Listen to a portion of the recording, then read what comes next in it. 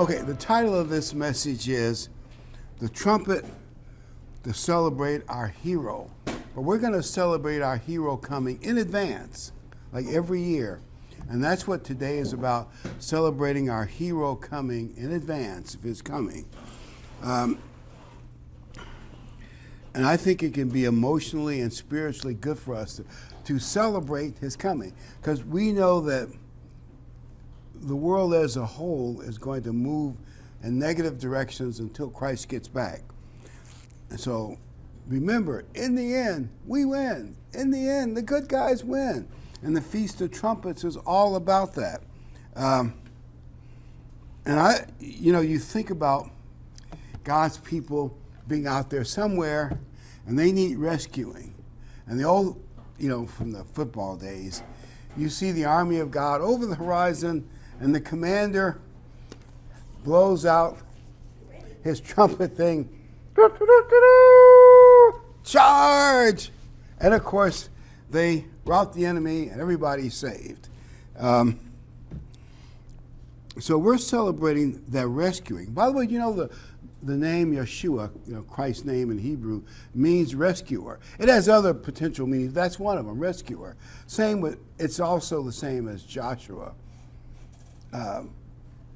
We can talk about Joshua later, but at the sound of the trumpet, Christ is coming back to save this world. I'm going to read Leviticus 23:23. Then the Lord spoke to Moses, saying, "Speak to the children of Israel, saying, in the 7th month, on the first day of the month, you shall have a Sabbath rest, a memorial of blowing of trumpets." They actually blew trumpet blasts to get the people to convene for that holy day. By the way, that's how they control armies in the field. Well, nowadays they have some more sophisticated things, but it's still used. Even in World War II, especially the Russians used it a lot in the winter battles deep in Russia and Ukraine. Those trumpets over that icy field can cover a long distance. They have recall. There's a recall trumpet call. There's one for trot if you're in the cavalry. Obviously the big one for charge. And even one that you might not think of, taps. That was actually invented by a musician in the Southern Army during the Civil War. And at the end of a battle, when there were dead people needed rescue, they would play taps, and both armies would stop fighting. It was kind of a sad time to reflect on their brothers who died. Do you ever get to hear taps played on a trumpet? Actually in the modern military, they have a lot of this stuff recorded on, they just play the recording over the speaker system for different commands, but trumpets are still used to some extent, to a symbol. Numbers 1-5. And the Lord, or Jehovah, spoke to Moses, saying, "Make 2 silver trumpets."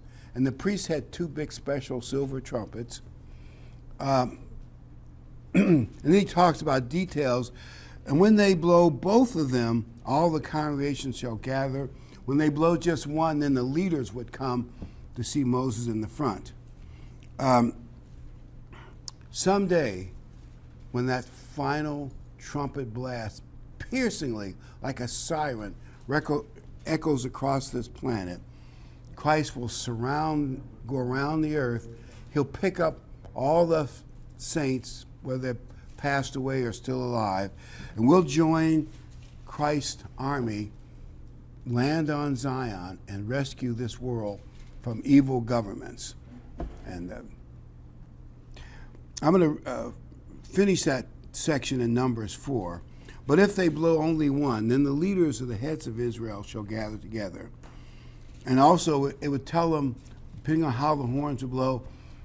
By the way, it looked like the Red Cross.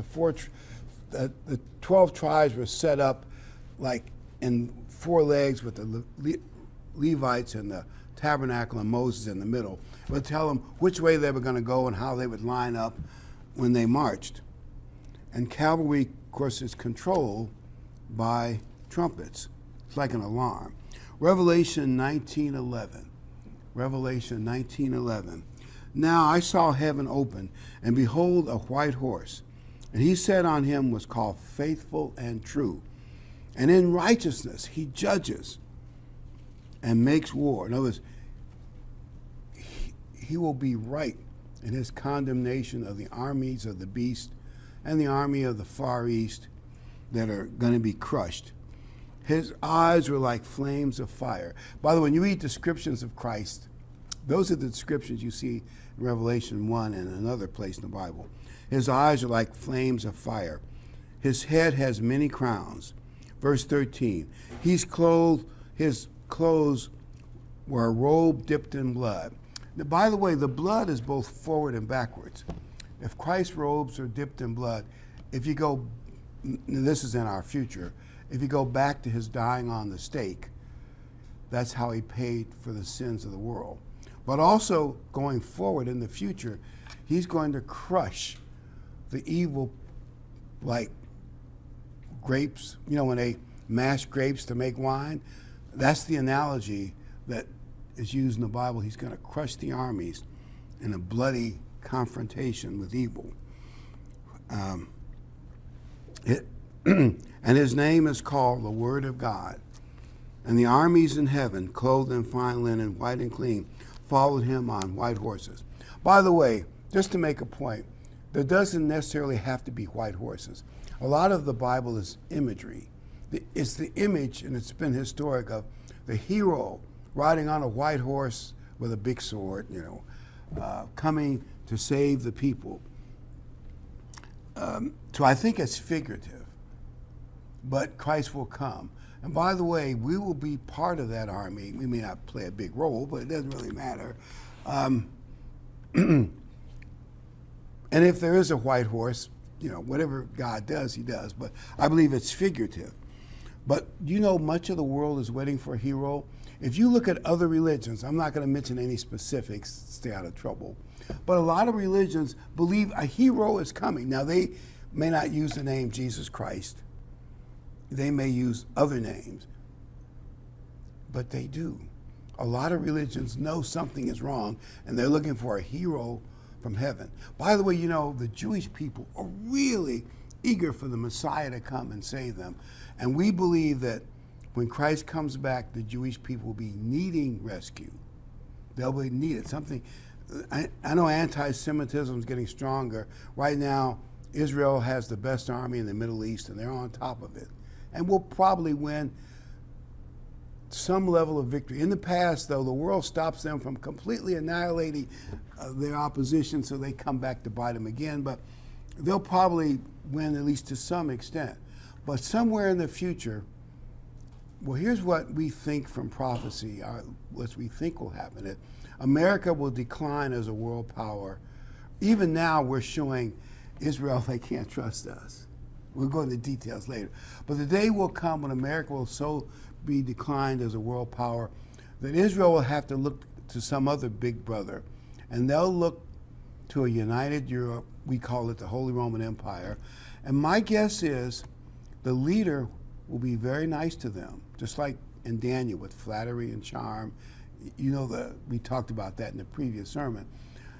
And at first, he'll even send armies to the Middle East to protect them from their neighbors.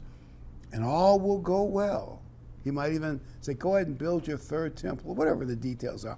It'll be nice to him for several years. And then suddenly, he'll stab them in the back.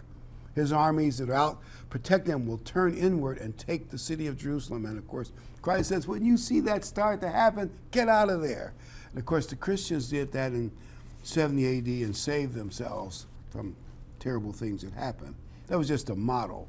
Well, Christ is going to come back to save the Jews, and they desperately are waiting for the Messiah.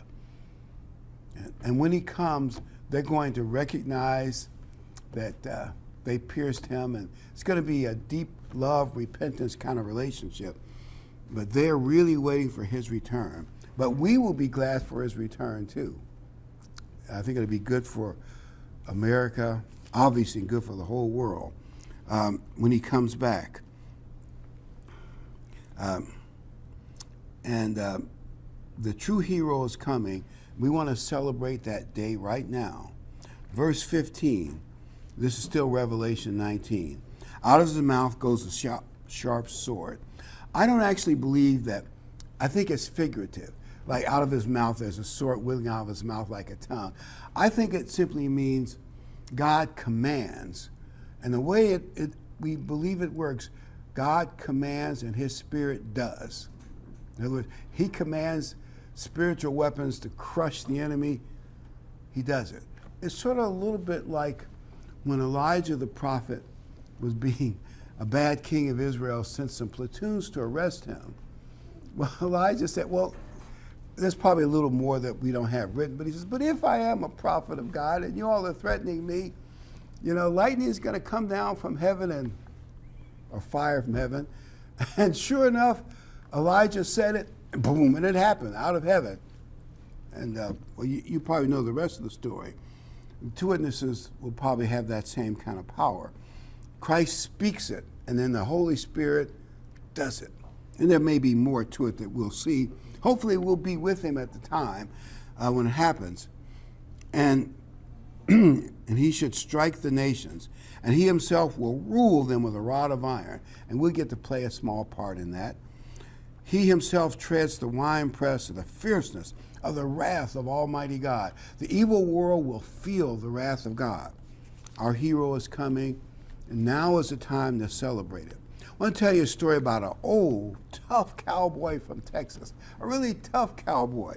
He says to his grandson, who was real young at the time, he says, son, if you want to live a long life, a successful, long life, sprinkle a little gunpowder in your oatmeal every day.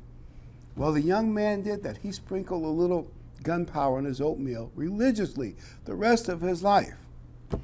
And he lived to 104. And he left behind 4 children, 15 grandchildren, 30 great-great-grandchildren, and a 15-foot crater where the crematorium used to be. Yeah, they cremated him and paid the price. The point of that story is the man made an impact. 15-foot crater made an impact. Well, we will have a chance to make an impact.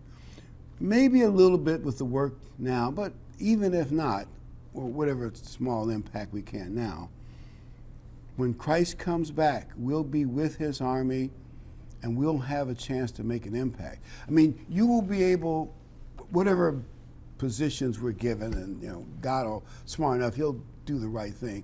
Whatever we're given, we're going to say in those little areas, wait a minute, teachers are not going to teach kids anything like this. We're not going to have, I heard a lady today on the radio talking about family members sexually preying on their own children and stepchildren. I won't go into the gruesome details, but you can take it. And that's apparently a bigger problem than we could ever imagine.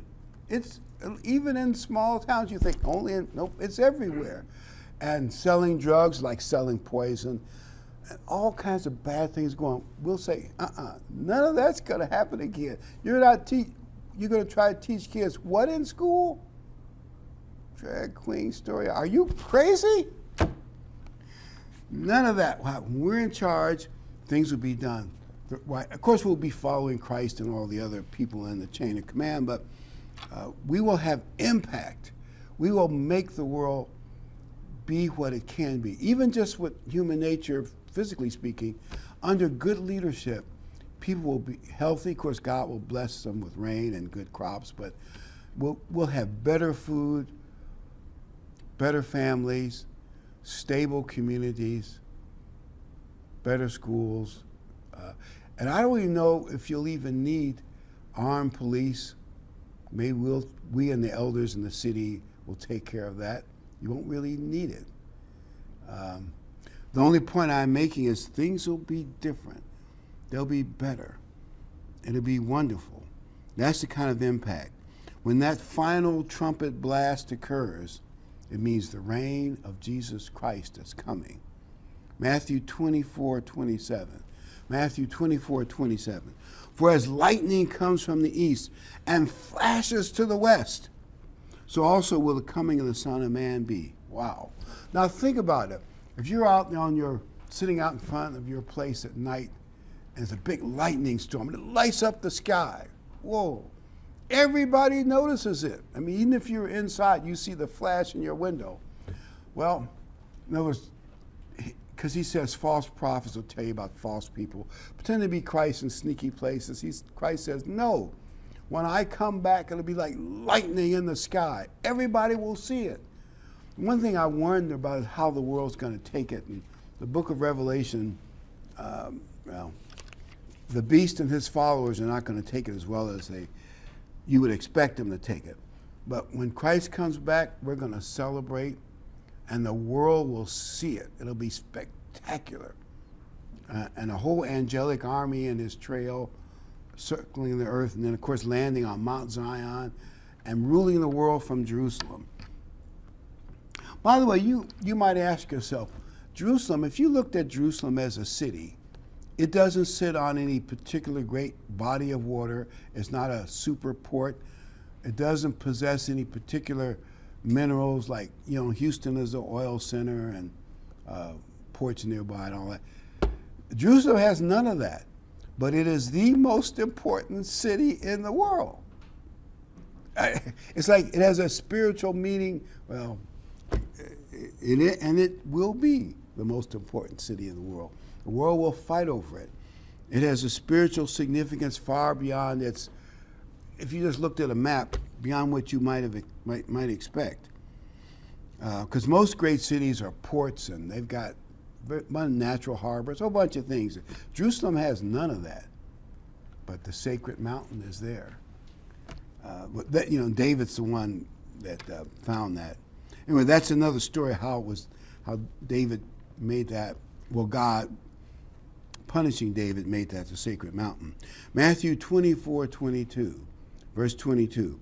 And unless those days were shortened, no flesh would be saved.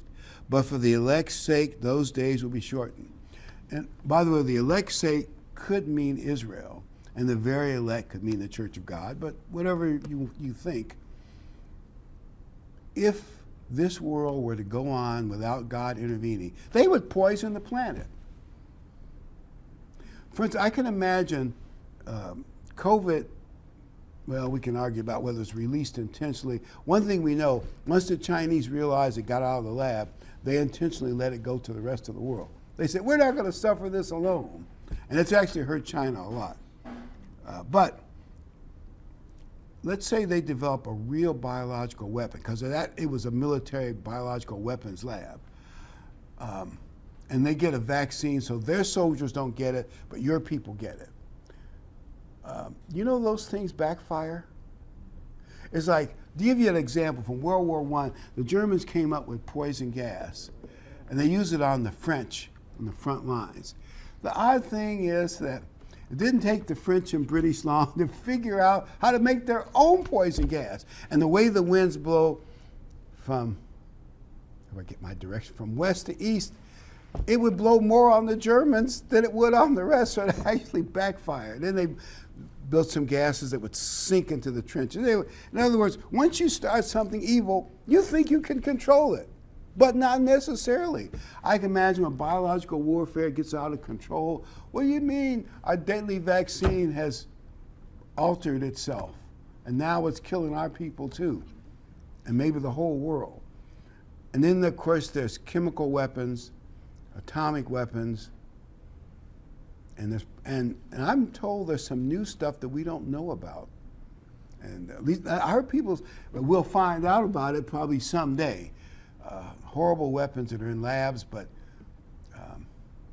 by the way, people say, well, scientists are too moral. They'll never unleash horrible weapons on mankind. What did the atomic bomb prove? By the way, I'm not against America building an atomic bomb. The Germans are trying to build it too. And some lucky breaks, and they got rid of Einstein, cost them the building it first. But that proved that if you pay scientists and control them, of course, as governments do, they'll build any weapon you want. And you say, well, they'll never use it. Huh? We'll see. In other words, this planet would be poisoned, probably in more ways than one, if Christ didn't intervene. and that trumpet will blow someday, and he will intervene. And if he doesn't, well, you see what I mean. And Christ will do it. He will rescue us. Verse 30 and 31, Matthew 24. Then the sign of the Son of Man will appear in heaven. They will see the Son of Man coming in the clouds of heaven with power and great glory. Think about that. They're going to see it. And he will send his angels with a great trumpet, and they will gather together his elect from the four winds, from one end of heaven to another. The great trumpet. By the way, I think we mentioned this last year, but just to repeat, you might remember when Joshua was told to go around and circle Jericho, on the seventh day, they circled, and then the last time, like the last trump, they all circled the city, the whole army turned inward, and they were told to be totally silent, which really freaked out the people of Jericho, because usually armies have their battle songs and their battle shouts and their war cries. They were totally silent. And then at the key moment, Joshua gave the signal. They blew the priests, these long, piercing blasts, like, or something like that, with various horns they had. And the people all shouted, and the walls came tumbling down. Well, that is a model of what will happen in the end. There'll be a great angelic shout and that trumpet, and our people will be resurrected to be in God's family. That's a wonderful thing to look forward to. By the way, I do think most of the church will be in places of safety. I think some of us, now that I'm getting older, it makes more sense, will be safely in the grave, having passed away, ready to come out when Christ returns, when we hear that trumpet. But those alive, most of us will be in places of safety, like the Jews were in 70 AD. I mean, the Christians were in 70 AD. And how God will do that, I tell people, worry less about how God's going to protect you. Worry more about being with God. It's like Lincoln's famous quote. Everybody said, well, God's on our side. Both sides said God's on our side. Lincoln said, yeah, well, we got to get on God's side. Anyway, but you get the point. Get on God's side, and you'll get the protection you want. And if some of us are destined to be great heroic martyrs, that's to your credit. Although I doubt few of us will be chosen to be heroic martyrs, but some of the great martyrs that you can think of, probably people like Isaiah and Stephen, but we'll be in places of safety waiting to hear that trumpet. 2 Peter 3:3, verse 3, knowing this first, that scoffers will come in the last days. We believe we're in that generation somewhere, walking according to their own lust. In other words, they really want to do their thing. That's why they don't want to think about God. Where is the promise of his coming? For since the fathers fell asleep, all things continue as they were from the beginning of creation. This is a trap that will be set by Satan. You know how traps are set up with big iron teeth, and you step in the middle, and then it crushes you. Well, it's going to be a psychological, spiritual trap. And it's going to be big and powerful and strong. And at a certain point, the beast, or whatever the dictator's name is, the future Mussolini, or whatever his name will be, he'll probably, by the way, most of those dictators didn't use their real name. I think Hitler's real name was Schicklgruber, and Stalin's real name was some Russian name that's really weird. I can't pronounce it. But both of them gave him names that mean steel, man of steel, Stalin. Anyway, he'll probably take some name like that, the man of steel. You can see the vanity in that. Anyway, he'll seem to have the world under control. And theirs will be a false peace. And people will say, oh, this stuff that these ministers talk about Christ coming back, it isn't going to happen. You all better get in step with the world and get with it. And it's a trap set, like you set traps to catch mice and flies. It's a trap Satan is setting to catch the world, and most of all to catch believing Christians. Here's what I'm saying. If we do have a false peace at some point, and you think, well, the church was wrong, And by the way, we might pick dates and they don't prove to be correct, and that's probably one of the mistakes you can make. There's no way God's going to allow the current evil world to keep going the way it is now. It's just, I'm not saying I know when. And the way Christ said it is, nobody knows except the Father. So the Father might have the trigger. He'll look at the world, he'll decide when it's just too evil and I better save it before they poison the planet or whatever they're going to do. He'll pull the trigger and send Christ back to put a stop to it. But events will happen suddenly. They might suddenly desecrate the temple in Jerusalem, and sudden dictatorial powers will come. Suddenly free religion will be over, or at least it'll have to be underground. But before that, you might easily be deceived. Look at all the prosperity.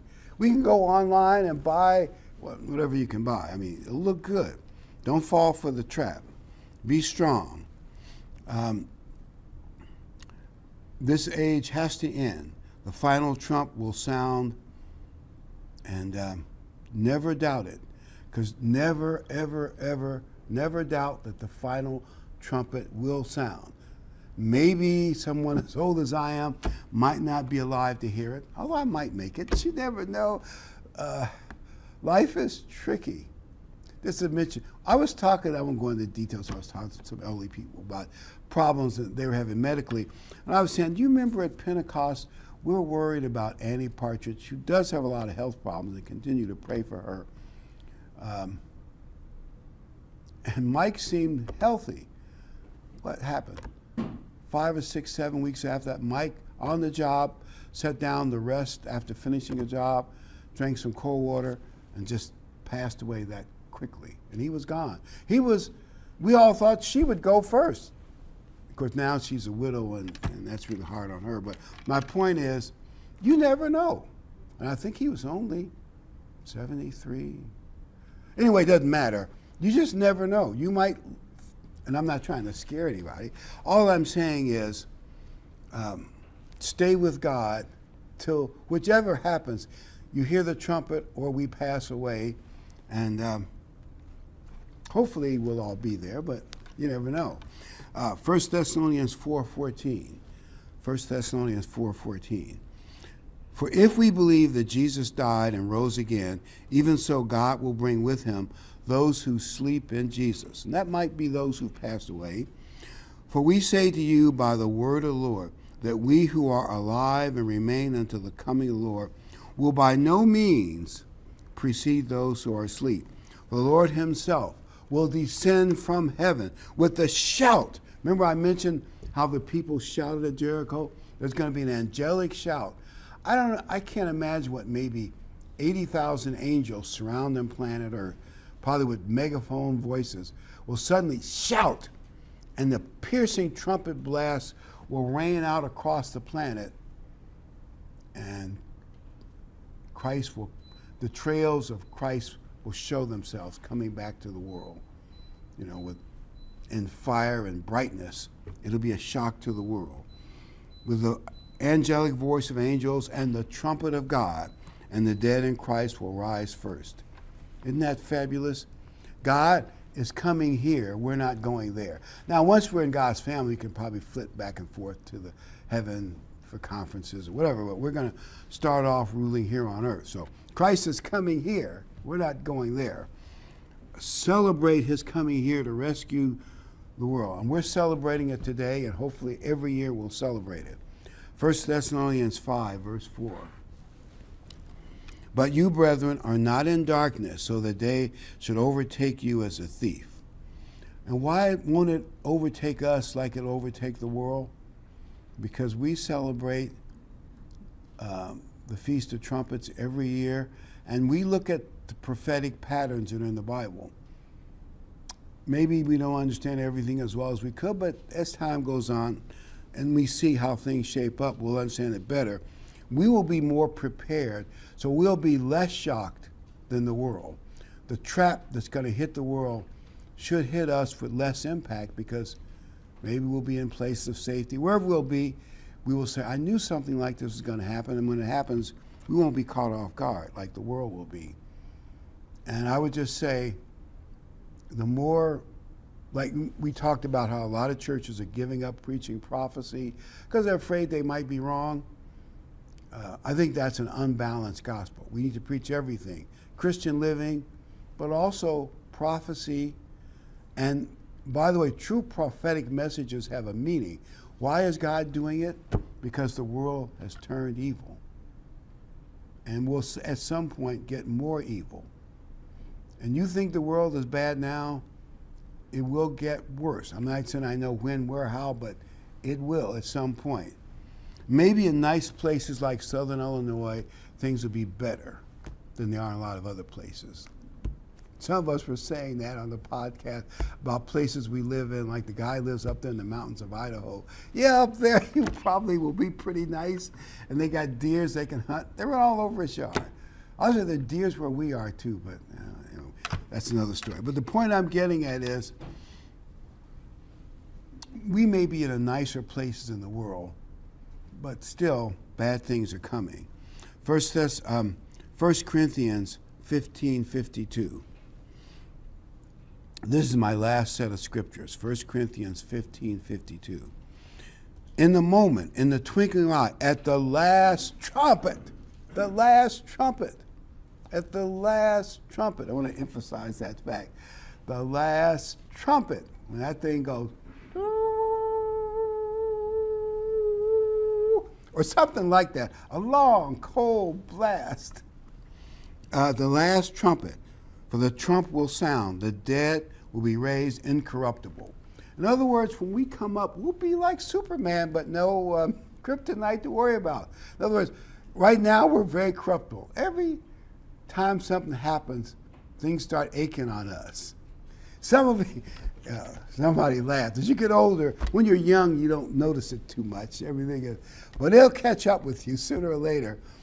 Things start to break down. Your eyesight isn't as good as it used to be. Your hearing, never mind, you probably don't want to hear it, but we're far from, and we're very corruptible now. But someday we'll be incorruptible. I mean, you don't have to worry about bullets, cancer, whatever you are afraid of, nothing to worry about. And we shall be changed. Verse 53, for this corruptible must put on incorruption. This mortal must put on immortality. Think about it. You will never get old, like that famous song, forever young. You will be forever young and powerful. I think we'll have a little glow based on certain scriptures that are out there. Actually, it's in 1 Corinthians 15. And like, for instance, if somebody is doing bad things in the world, you can suddenly appear out of nowhere behind them, and they'll see a little glow and they'll realize, uh-oh, this is somebody from God's family. He has power, and I can't get away with lying to him. He probably knows what we've been up to, and he'll say, you used to get away with that stuff in the old world, not now. And if you all don't behave, whatever you threaten them with, but people will see it. And remember, celebrating a sure reality.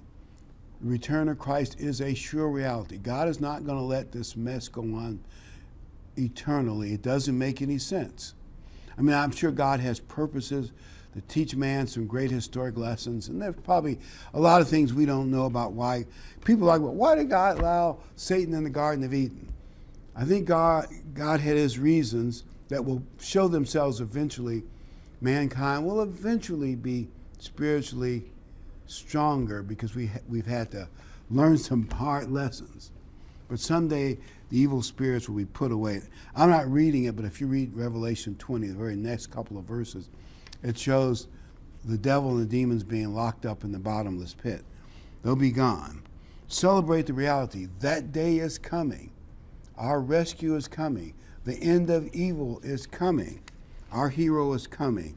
Comfort each other with this news.